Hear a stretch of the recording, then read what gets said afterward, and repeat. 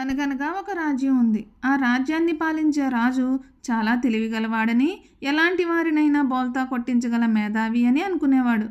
అందువలన తన దగ్గరకు వచ్చే పండితులు, మేధావులు అందరినీ ఏదో ఒక విధంగా అవమానించేవాడు.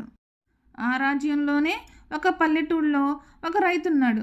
అతను గొప్ప తెలివైన వాడని, ఎంతవారినైనా లెక్క చేయని వాడని ఆ గ్రామంలో వాళ్ళకే కాకుండా చుట్టుపక్కల గ్రామాల ప్రజలందరికీ తెలుసు. ఈ విషయం ఆ నోట ఈ నోట పాకి చివరకు రాజుగారి వరకు చేరింది. అది విన్న రాజు, ఆహా, అతగాడి గొప్పతనం ఏంటో నేను చూస్తాను అని ఒకరోజు మారువేషంలో ఆ గ్రామానికి బయలుదేరాడు. ఒక ఊరి చివరన పొలంలో ఒక రైతు పనిచేస్తూ కనిపించాడు. గుర్రాన్ని అతని దగ్గరకు పోనిచ్చి ఇలా అడిగాడు, ఇది పలానా ఊరేనా అని. రైతు అతన్ని చూశాడు. అతని టీవీ, అతను ఎక్కి వచ్చిన గుర్రము చూసి వెంటనే వచ్చింది రాజే అని గ్రహించాడు. అవును, ఇది ఆ ఊరేనండయ్యా, మీకేం కావాలి అని అడిగాడు రైతు. ఏం లేదు, ఈ ఊళ్ళో ఎవరో మహా జిత్తుల మారి ఉన్నాడట కదా, అతగాడి యుక్తి ఏమిటో చూద్దామని ఇలా వచ్చానులే అని అన్నాడు రాజు. రైతు చేతులు కట్టుకుని వినయంగా ఇలా అన్నాడు, తమరెవరో గొప్పవారిలా ఉన్నారు, అందులోనూ గుర్రం ఎక్కి స్వారీ చేసుకుంటూ వచ్చారు కాబట్టి మీరెవరో చాలా గొప్పవారై ఉంటారు. అలాంటి తమరి దగ్గర దాపరికం ఎందుకులేండి, తమరు అడిగినట్టు ఆ జిత్తులు మారి నికృష్టపు వెధవ నేనేనండయ్యా అన్నాడు రైతు. రాజు ఆశ్చర్యపడి, ఓహో, నువ్వేనా అయితే, ఏది నువ్వెంత జిత్తులు మారివాడువో ఒకసారి చూపించు, నీ జిత్తులతో నన్ను నువ్వు చిత్తు చేశావంటే నీకు 1000 వరహాలు బహుమానంగా ఇస్తాను అన్నాడు.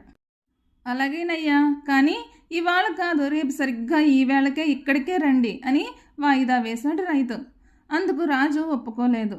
కాదు కాదు, నువ్వు ఇప్పుడే చూపించాలి, నేను మళ్ళీ రావడం కుదరదు అన్నాడు రాజు. అప్పుడు రైతు మొహమాట పడుతున్నట్లు నటిస్తూ ఇలా అన్నాడు, అలా కాదయ్యా, నేను చూపించేవాణ్ణే, కానీ నా దగ్గర ఇప్పుడు జంత్రి లేదాయే, నా బామ్మర్ది నిన్ననే వచ్చి తీసుకెళ్ళాడు, రేపు తప్పకుండా తెస్తానని చెప్పాడు, జంత్రి లేకుండా నేనేం చేయలేను అన్నాడు రైతు. కానీ రాజు ఒప్పుకోలేదు. అలా కాదు, నువ్వు నా గుర్రం ఎక్కి వెంటనే పోయి ఆ జంత్రి ఏంటో తెచ్చుకో అంటూ గుర్రం చూపించాడు రాజు. మళ్ళీ రైతు ఇలా అన్నాడు, అయ్యా, వెళ్ళక వెళ్తున్నాను అత్తారింటికి, వేళ్ళకి ఉంగరాలైనా లేకుండా వెళ్తే బాగోదు అన్నాడు. సరే, ఇదిగో నా ఉంగరం పెట్టుకుని పో అంటూ తొందర పెట్టాడు రాజు. రాజు ఆ రైతు కోసం ఆ రోజంతా ఎండలో అక్కడే నిలబడి ఉండిపోయాడు. సాయంత్రం అయ్యింది. అలా నిలబడి ఉండడం వలన రాజుకు శోష వచ్చింది. విసిగిపోయి ఇక ఆ జిత్తులు మారి ఇక రాడు అనుకుని ఊళ్ళోకి వెళ్ళి ఒక గుర్రాన్ని కొనుక్కుని దాని మీద తన కోటకు చేరుకున్నాడు.